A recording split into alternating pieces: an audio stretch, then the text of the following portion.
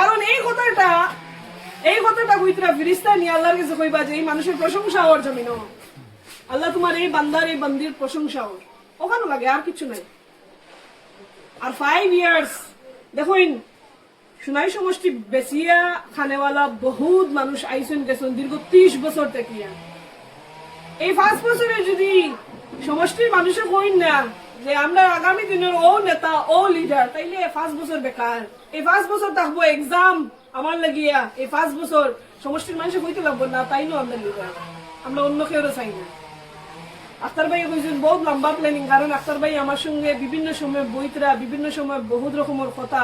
আজকে আপনার সঙ্গে যদি আমি বই মতামত করি, কোয়েশন করি, আলাপ করি, তাই আমি বুঝতে পারবো আপনার ব্রেইনও কিতা চলে, আপনি কিতা জিনিস চিন্তা করতা, কিতা জিনিস করতাম।